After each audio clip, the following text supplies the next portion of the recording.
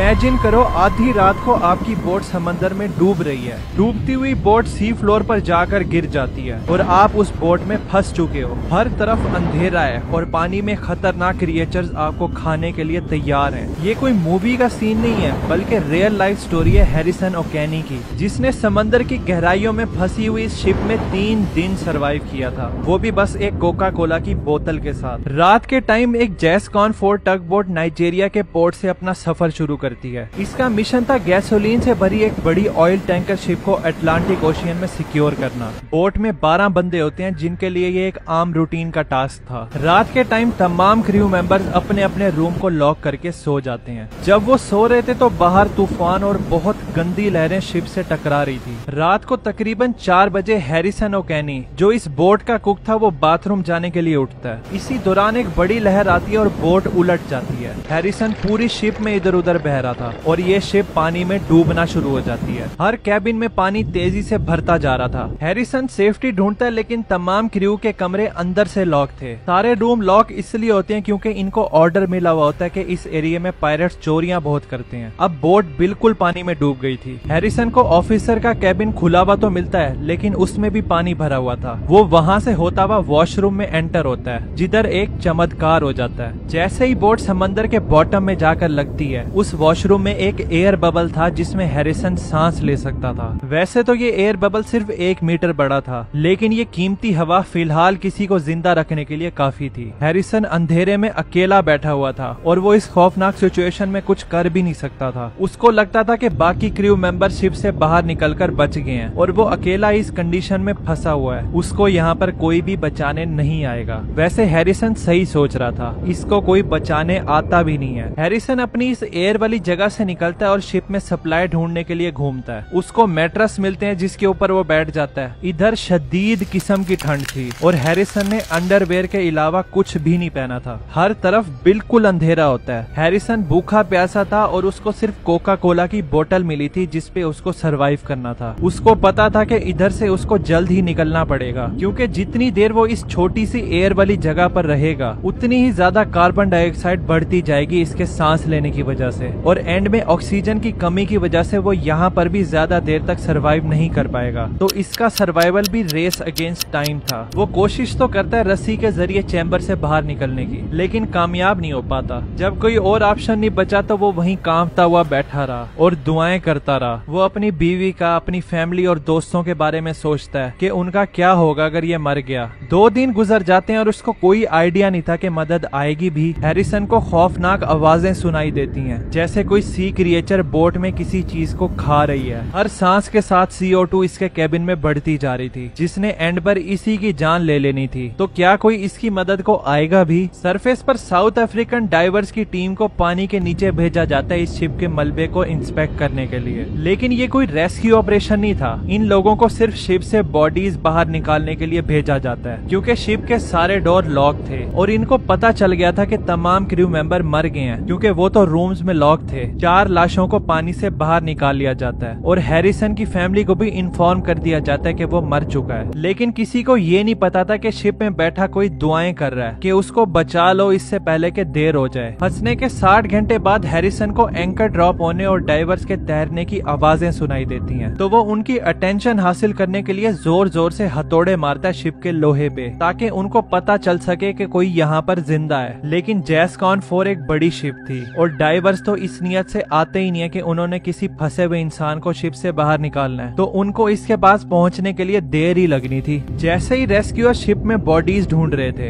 एक डाइवर निक van harden वो officer के कैबिन में एंटर होता है। वो अंदर घूम रहा होता है तो वॉशरूम की तरफ लाइट करता है। उसकी लाइट हैरिसन को पानी से नजर आ जाती है। हैरिसन कोई चांस नहीं लेता और पानी के अंदर छलांग लगा देता है रेस्क्यूअर को बताने के लिए कि वो यहाँ पर जिंदा है। वो स्विम करके डाइवर को बड़े ध्यान से हाथ लगाता है कि कहीं वो डर ना जाए। निक शॉक हो गया था और वो अपनी टीम को इन्फॉर्म करता है कि एक बंदा जिंदा है। हैरिसन खुशी से रोने लग जाता है कि अब उसको बचा लिया जाएगा। रेस्क्यूअर बहुत क्रिटिकल मोमेंट पे आए थे क्योंकि इसकी एयर स्पेस कार्बन डाइऑक्साइड से भर चुकी थी और ऑक्सीजन भी बहुत लिमिटेड था। अब एक मसला और था, हैरिसन समंदर की गहराई में काफी लंबे टाइम से था। उसने खतरनाक लेवल में नाइट्रोजन इनहेल की हुई थी जो उसके ब्लड में अब्सॉर्ब हो चुकी थी और हैरिसन की बॉडी ने इस कंडीशन को अडॉप्ट अडॉप्ट कर लिया था। अब अगर इसको एकदम से सरफेस पर लेकर गए तो इसका हाल वैसे ही होगा जैसे हम बोतल का ढक्कन खोलते हैं तो एकदम से गैस बाहर निकलती है। वैसे ही इसके ब्लड के साथ होना था कि नाइट्रोजन गैस एकदम से निकलनी थी। ये बहुत ही पेनफुल होना था और इसकी मौत भी हो सकती थी। तो हैरिसन को एक स्पेशल सूट पहनाया जाता है जिसमें पानी के नीचे वाली कंडीशन का प्रेशर था। उसको ऊपर ले जाते हुए बीच बीच में स्टॉप भी किया जाता था कि गैस उसके ब्लड से आराम आराम से निकल सके। ऊपर जाते हुए हैरिसन रास्ते में बेहोश हो जाता है लेकिन वो सरवाइव कर जाता है। इसको 2 दिन तक डीकम्प्रेशन चैम्बर में रखा जाता है ताकि उसकी बॉडी सरफेस टेम्परेचर को आराम आराम से अडॉप्ट कर सके।